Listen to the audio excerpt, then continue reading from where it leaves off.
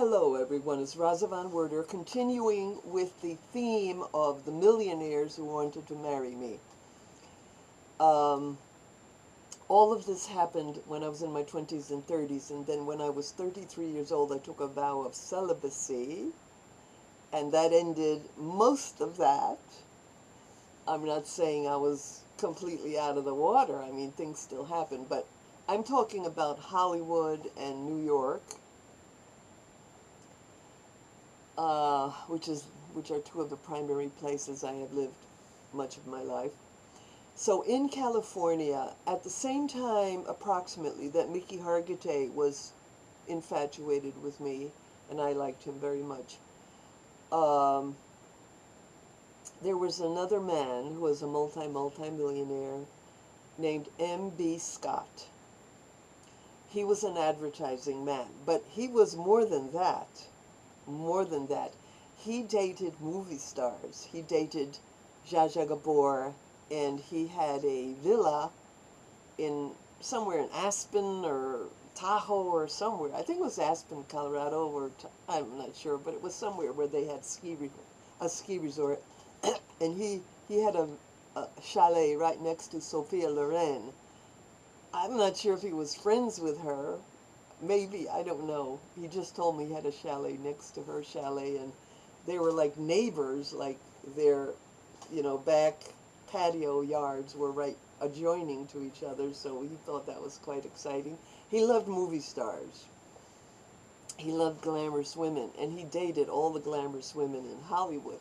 He was tall, he was about 6'2", he was middle-aged, and he was very wealthy. I remember he always had a Rolls Royce. And he, in fact, while I knew him, dated him, he had two different Rolls Royces. Once he had one type, and then later he got I think it was a Corniche, probably a Corniche one, which like 20, maybe 30 years ago, they cost like $100,000, and that was like today, they cost $200,000 or $300,000. So this is a top of the line type car. And when I would visit him in his Hollywood Hills house, it was decked out with very expensive oil paintings. I knew the artist because he introduced me to the artist. And those paintings cost an average of $30,000. Now that was back in the day. You're talking $30,000 back in the day. So today they would be worth, you multiply times 5, because this is around 1961, 62. So his house was very glamorous and luxurious, and he had a butler. And Mr. Scott, M.B. Scott was his name. Mr. Scott wanted to marry me, but I did not pursue him. In other words, I didn't reciprocate enough. I remember I used to bump into his butler at the Chinese laundry, and the butler kept saying, "Raza, please call Mr. Scott. Please call Mr. Scott." He knew Mr. Scott wanted to marry me. He knew it. I don't know why, how he knew it, but he knew it. I would be there overnight, and then when I would get up, the butler would wait on me and make this wonderful breakfast. He'd ask me what I wanted to eat, and it would be eggs and stuff. And I remember this silver cutlery and this elegant mahogany table, and him just waiting on me like a waiter in the 5-star restaurant, And he was a wonderful butler. He was a minister. I think it was Jehovah's Witness minister. He was a very, very wonderful man.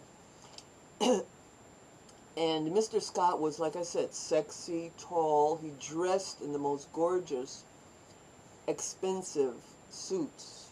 And he had he was just a man about town. He was like a playboy, but not an evil playboy, not the kind that would hurt you playboy. Just he dated beautiful women, and he liked me very much, and he was infatuated with me, and I didn't pay that much attention, not enough attention to him, because I'm pretty sure I know there was a reason. And as I think back, I think the reason was, most probably, I was in love with James Brown. Yes, I remember. James Brown was terrible. He was absolutely terrible. Yes, he did date me when he came into town once in a while. Yes, he did take me on his jet plane once from Los Angeles. Not him personally, but his, pilot took me, myself and my girlfriend, from Los Angeles to Ohio, to where he was staying, and he was appearing somewhere. And we spent a couple days together. But that was very stressful. The whole relationship with him was extremely stressful. And, but not because he did anything horrible, but because I took the whole thing too seriously, and I was suffering from post-traumatic stress from the abuse of my childhood, from my mother abusing me and my father abandoning me. And whenever I had an affair and I would fall in love, I would immediately have terrible, terrible post-traumatic stress and fear of rejection, and I would become too much of a chaser. And men, when you chase them, they run. And once they find out you're really serious and really in love, they start running away. If it's a mental, they know you're mental because you're anxious. So when you show the anxiety, terrible, terrible anxiety about being with them, it's post-traumatic stress, believe me, post-traumatic stress, then they run. And I was insanely in love. I was going through the same emotional disturbance as I went through when my father abandoned me. And James Brown, by the way, was abandoned by his mother. His mother escaped or left him and his father.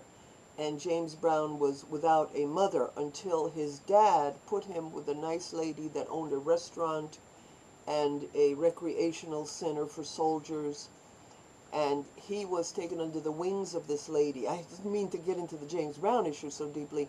So he became the foster son of this lady who loved him, encouraged him, and told him he was going to be somebody. So she was a good mother to him, and that's why part of the reason he succeeded, because he did have that sort of nourishment and that sort of help from this lady. Anyway, back to M.B. Scott. So I always called him Mr. Scott. He said, "You call me Mr. Scott?" His name was Milton Bradley Scott. But he was to be so distinguished. And like I said, I was 21 around, and he was around, at the time when I met him, he was probably in his early 50s, like 51, 52. And then the last time I saw him, it was quite a way later. It was about 8 years later. I saw him at the Playboy Club in Chicago. But anyway, it was too late then. It was too late. He had some dreams about sending me to Switzerland to a charm school. I don't know. That was a crazy dream he presented to me at the time. But it would have been okay, I guess, if he wanted to do it. Fine. I would have maybe gone. I don't know. But so that was another guy. Now the third guy was Dr. Atkins, the diet doctor, who is even famous today.